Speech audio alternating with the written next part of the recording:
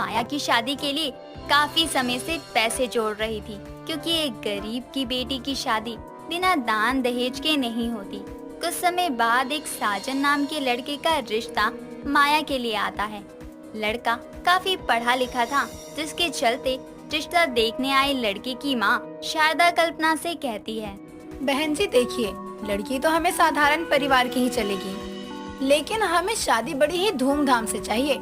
आखिर 4 लोगों को भी तो पता चलना चाहिए ना कि मेरे बेटे की शादी है। बहन जी, मैंने बहुत समय से थोड़ा थोड़ा करके अपनी बेटी की शादी के लिए पैसा जोड़ा है। अगर आप चाहते हैं तो मैं अच्छी शादी करने की कोशिश कर सकती हूँ, लेकिन फिर उसके अलावा मैं कुछ नहीं दे पाऊंगी।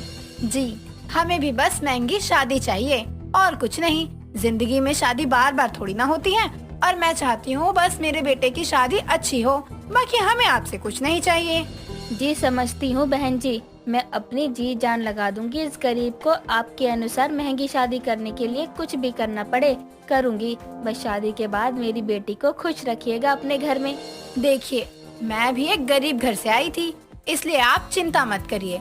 हमें माया बहुत पसंद है, इसलिए हमने रिश्ते के लिए हाँ करी है। चलिए, अब मैं अपने पंडित जी से शादी की तारीख निकलवा कर आपको बताती हूँ। शारदा इतना बोलकर वहाँ से चली जाती है, जिसके बाद माया अपनी माँ से कहती है, माँ अपने हाथ क्यों कर दी? कैसे करोगी इतनी महंगी शादी? आप अकेली हो जिसने मुझे बचपन से अब तक पाल पोस के बड़ा किया है, खुद ही काम किया, और अब इतनी महंगी शादी कैसे होगी माँ? बेटा, रिश्ता अच्छा था, उन्होंने कौन सा हमसे दहेज मांगा। अब अच्छी शादी का सपना तो हर माँ बाप का होता है। तूने भी तो कितने ख्वाब देखे होंगे ना अपनी शादी के लिए। ऐसे ही सबके सपने होते हैं, इसलिए तू चिंता मत कर। तेरी ये माँ तेरे सपने भी पूरे करेगी और उनके हिसाब से महंगी शादी भी करेगी। कल्पना ने अपनी समधन शारदा को हाँ तो कह दिया था महंगी शादी के लिए, लेकिन उसे चिंता थी कि वो ये सब करेगी कैसे। अब शारदा अपने पंडित से बात करके शादी की डेट 2 महीने बाद की निकलवाती है, जिस पर एक गरीब माँ अपनी बेटी की महंगी शादी के लिए जी जान से मेहनत में लग जाती है। एक साथ कई घरों में काम करती है। ये सब देख रही माया को भी अपनी माँ पर तरस आता है और वो एक शाम उससे कहती है, माँ आप ऐसे इतना इतना काम करोगी तो बीमार पड़ जाओगी। प्लीज ऐसा मत करो, मुझे लगेगा मेरी शादी आपके लिए बोझ बन गई है। तू पागल है मेरी बच्ची, ऐसा सोचना भी मत कि तू मेरे लिए बोझ है। अरे बेटा, मैं चाहती हूँ कि तेरी शादी के समय मैं किसी भी चिंता में ना रहूँ पैसों की वजह से। और तुझे तो पता ही है, गरीबों को कोई भी कर्जा नहीं देता, इसलिए पहले ही सारा पैसा जमा होगा तो ज्यादा चिंता नहीं होगी। माँ तो मैं भी तो आपकी मदद करूँगी, आप अकेले नहीं करोगी ये सब। मैं कोई जॉब तो नहीं कर सकती, 2 महीने के लिए तो आपके साथ ही लग जाती हूँ। नहीं मेरी बच्ची, तू ये काम नहीं करेगी। तुझे कुछ करना है तो ऐसा कर, अपने यहाँ जो सिलाई सेंटर है ना, वहाँ जाकर सिलाई सीख ले। शादी के समय कई सूट सिलने पड़ेंगे, कम से कम दूसरों को देने वाले सिलाई का खर्चा तो बचेगा। ठीक है माँ। माया अपनी माँ की बात मानकर अगले दिन से ही सिलाई सीखने जाने लगती है। तो वहीं इस बात का पता जब साजन को लगता है तो वो अपनी माँ से कहता है, माँ, माया की माँ और वो बहुत मेहनत कर रहे हैं हमारी बताई शादी के इंतजाम करने के लिए। ऐसे अच्छा नहीं लग रहा एक गरीब माँ से महंगी शादी की डिमांड करना। जानती हूँ बेटा, लेकिन देख, शादी एक बार होती है और मैं नहीं चाहती हूँ तू या माया जिंदगी में ये रिग्रेट करे कि हमारी शादी ऐसी होती या वैसी होती। समय गुजरता है। शादी की तारीख में अब 1 हफ्ता बचा था। अब माया ने भी अपनी शादी के सारे सूट खुद ही सिल लिए थे, साथ ही कल्पना की इतने सालों की बचत और अब कुछ समय में ही की हुई मेहनत उसको निश्चिंत कर देती है कि उसको अपनी बेटी की शादी के लिए किसी से कुछ मांगना नहीं पड़ेगा। अब कल्पना सारे काम छोड़कर अपनी बेटी की शादी की रस्में शुरू करवाती है। हल्दी वाले दिन एक गरीब के घर में बहुत रौनक होती है। सुंदर से पीले सूट में बैठी माया को सबसे पहले कल्पना ही हल्दी लगाने की शुरुआत करती है और माँ बेटी के एक जैसे रंग के कपड़े देखकर कल्पना की पड़ोसन कमला कहती है, क्या बात है कल्पना बहन, बेटी की शादी में कोई कमी नहीं छोड़ी, पूरे बड़े लोगों की जैसी शादी कर रही हो। उनका होता है ना, हल्दी में पीले कपड़े पहनते हैं। कमला बहन, शादी एक बार होती है और मेरी एक लौती बेटी है। भले ही मैं गरीब हूँ, लेकिन मेरी बेटी की शादी महंगी होगी, सब कुछ बहुत अच्छा होगा। इतना बोलकर कल्पना अपनी बेटी माया के हल्दी लगाने की रस्म की शुरुआत करती है, जिसके बाद मोहल्ले की सभी औरतें बारी बारी माया को हल्दी लगाती हैं। हल्दी का फंक्शन खत्म ही होने वाला था कि तभी शारदा वहां आती है और कल्पना से कहती है, कल्पना जी, मैं तो यहाँ अपनी होने वाली बहू को शादी का जोड़ा देने आई हूँ। ये लीजिए, ये है माया का शादी का जोड़ा और ज्वेलरीज। वैसे आपने हल्दी तो बहुत अच्छी की है, सभी येलो येलो दिख रहे हैं। माया बेटा, मजा तो आ रहा है ना? जी माँ जी। चलो, मैं भी तुम्हें शगुन की हल्दी लगा के ही जाती हूँ, बहुत काम है शादी वाले घर में। शारदा भी माया को हल्की सी हल्दी लगाकर चली जाती है, जिसके बाद रस्म खत्म होते ही कल्पना और माया शादी का जोड़ा देखते हैं, जो कि बहुत ही सुंदर होता है। ये देखकर कल्पना कहती है, माया बेटा, कितना सुंदर है ना तेरी शादी का जोड़ा। सच में, जब तू छोटी थी तो कहती थी, माँ मेरी शादी में महंगा लहंगा लाना। तब मैं बोलती थी, बेटा मेरी इतनी हैसियत नहीं है। और आज देख, मैंने नहीं लिया ये लहंगा भले ही, लेकिन तेरी शादी में महंगा लहंगा आया है और इस गरीब माँ की बेटी की महंगी शादी हो रही है।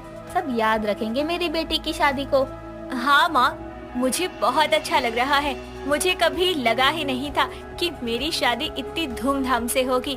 एक गरीब लड़की क्या ही सोचती है कि उसकी शादी बस साधारण से तरीके से निकल जाए बिना किसी परेशानी के, लेकिन मेरी शादी सच में मेरे सपनों जैसी हुई है। थैंक यू माँ, आपने बहुत किया है मेरे लिए।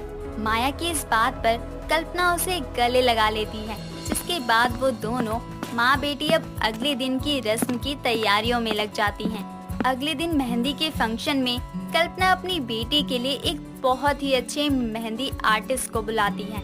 सभी मेहंदी में आई औरतें माया की मेहंदी देखकर हैरान हो जाती हैं कि एक गरीब की बेटी की इतनी महंगी शादी हो रही है। मेहंदी का दिन भी नाच गाने के साथ निकल जाता है। शादी वाला दिन आता है। शादी घर के पास के ही एक बहुत अच्छे से हॉल में होनी थी, जहाँ पर सभी तैयारियां हो चुकी थी। कुछ देर में बारात आती है और कल्पना अपने दामाद साजन का आरती उतार कर स्वागत करती है, जिस पर साजन उससे कहता है, सासू माँ, आपने सच में बहुत अच्छे इंतजाम किए हैं। मुझे बहुत खुशी है। आपने मेरी ड्रीम वेडिंग का सपना पूरा कर दिया।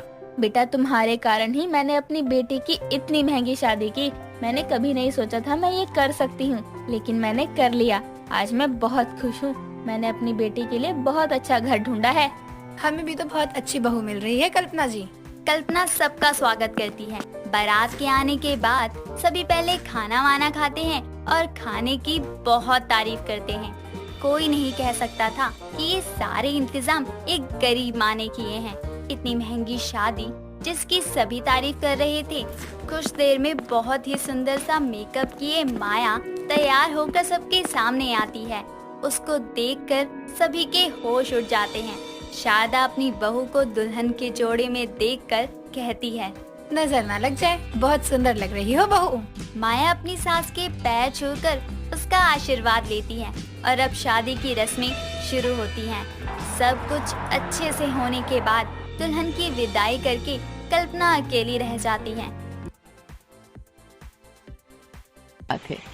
किशनपुर गांव में महेश नाम का व्यक्ति अपनी बीवी रमा, 6 साल की बेटी पिंकी और 8 महीने के बेटे बिट्टू के साथ रहता है।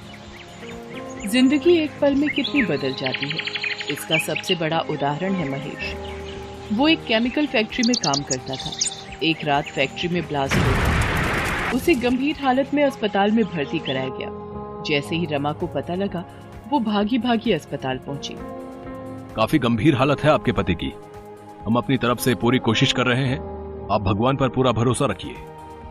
महेश बच तो गया, लेकिन इस हादसे में उसने अपना पैर भी खोया और अपनी नौकरी भी। घर में जो भी जमा पूंजी थी वो उसके इलाज में खर्च हो गई। पिछले 3 महीनों से वो बेरोजगार है। इन 3 महीनों में उसने नई नौकरी ढूंढने की बहुत कोशिश की, लेकिन एक अपाहिज को कोई भी नौकरी नहीं देना चाहता था। अब तो बारिश का मौसम भी शुरू हो गया था। इस मौसम में उसे एक जगह से दूसरी जगह जाने में बहुत दिक्कत होती, क्योंकि सड़कें पूरी तरह पानी से भर जाती। आज भी वो परेशान अपने घर लौट रहा था। आज भी मुझे कोई काम नहीं मिला। सब लोग मुझसे ऐसे नजरें चुराते हैं जैसे कि मैं कोई भूत हूँ। अरे अपाहिज को जीने का हक नहीं है क्या? वो और उसका परिवार क्या भूखा मर जाए? महेश बार बार की असफलता से परेशान हो चुका था। उसका मकान मालिक 3 महीने का किराया वसूलने हर दूसरे दिन उसके घर आ जाता था। साथ ही घर खाली करवाने की धमकी भी देता था।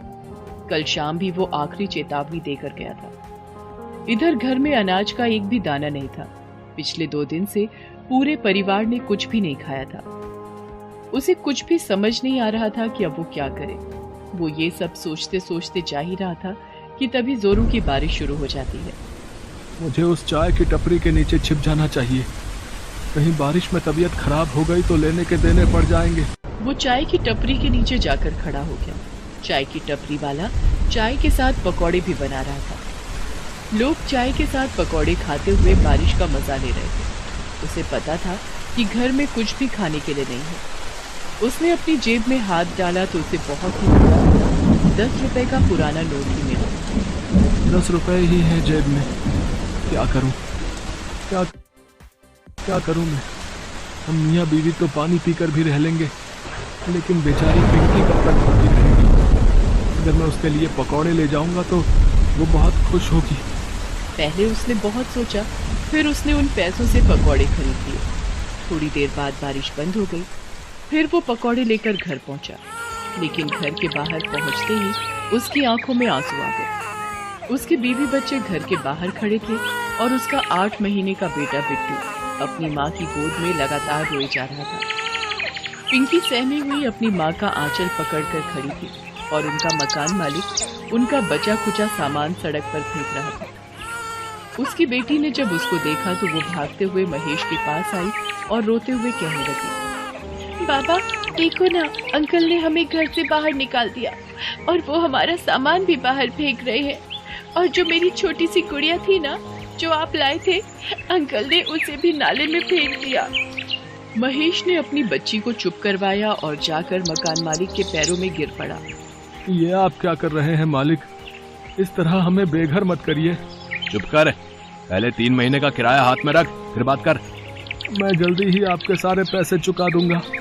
चुप कर, पिछले 3 महीने से तुम्हारी ये बात सुन सुनकर मेरे कान पक गए हैं। तभी मकान मालिक की नजर महेश के हाथ में कागज में लिपटे पकौड़ों पर गई। उसे देखकर उसका पारा चढ़ गया।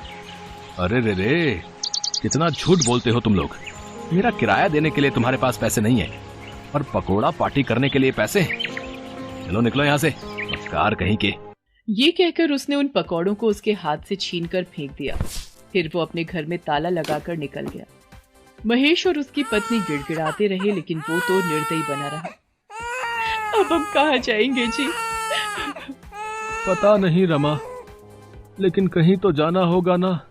छोटा मोटा सामान अपने सिर पर उठा वो सड़क पर निकल गए और तभी एक बार फिर से जोरों की बारिश शुरू हो गई। वो बारिश से बचकर कहीं छिपना चाहते थे, लेकिन कहीं दूर दूर तक कोई जगह नहीं। रमा अपने छोटे से बेटे को अपने सीने से लगाए चली जा रही थी। तभी बारिश के साथ साथ ओले भी गिरने लगे। हे भगवान, हम गरीबों को तकलीफ देने में आपको बहुत मजा आता है ना। बारिश तो हो ही रही थी, अब ओले भी पड़ने लगे।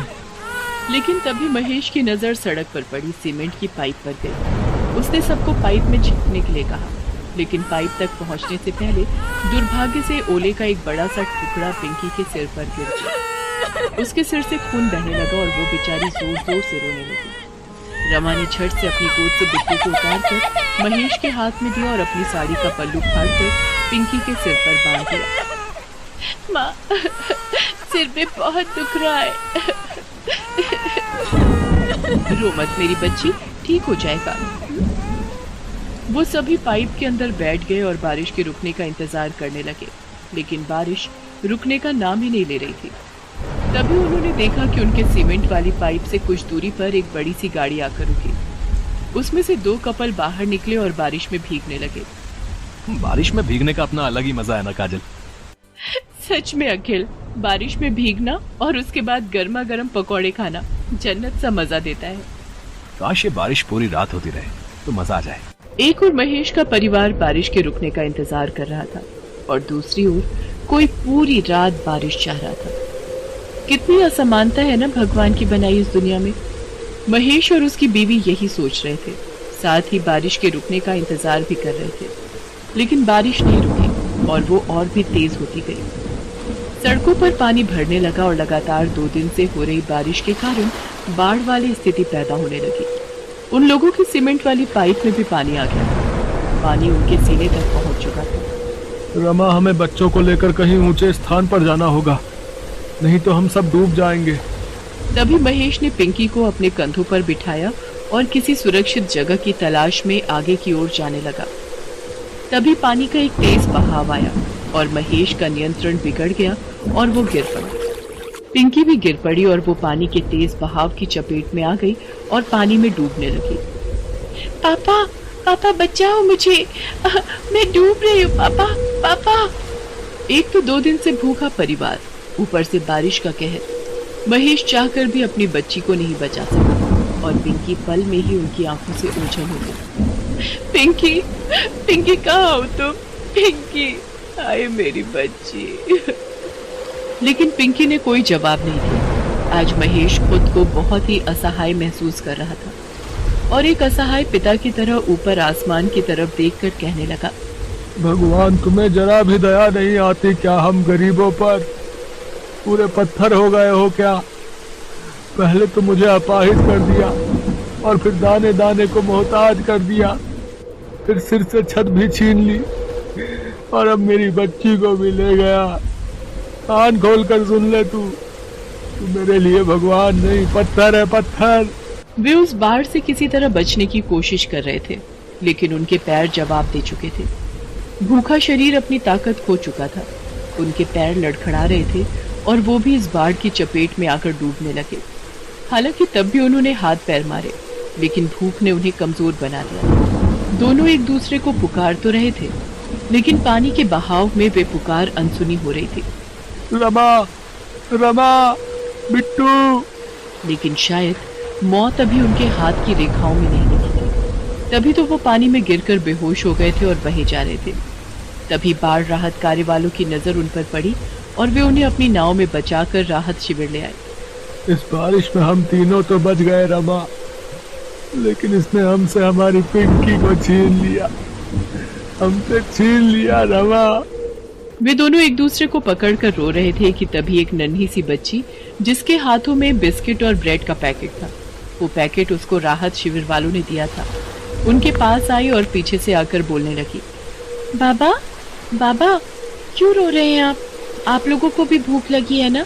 ये लीजिए ब्रेड खाइए, अंकल ने मुझे दी थी, मैं आप लोगों का ही इंतजार कर रही थी। वो आवाज पिंकी की थी। पिंकी को देखकर महेश और रमा फूट फूट कर रोने लगे। पिंकी को भी राहत कार्य वाले बचाकर शिविर में ले आए थे। अपनी बच्ची को जिंदा देखकर वो लोग ऊपर वाले को देखकर उसका शुक्रिया अदा करने लगे। पूरे 1 महीना वो लोग राहत शिविर में रहे। उसके बाद सरकार ने उन्हें कुछ पैसे मुआवजे के तौर पर दिए, जिससे वो नई जिंदगी की शुरुआत कर सके। आज महेश एक चाय पकौड़े की दुकान चलाता है। उसकी जिंदगी अब पहले से बेहतर हो गई है। बारिश ने परीक्षा तो ली उसकी, लेकिन उसी बारिश ने उसे फिर से अपने पैरों पर खड़े होने का मौका भी दे दिया।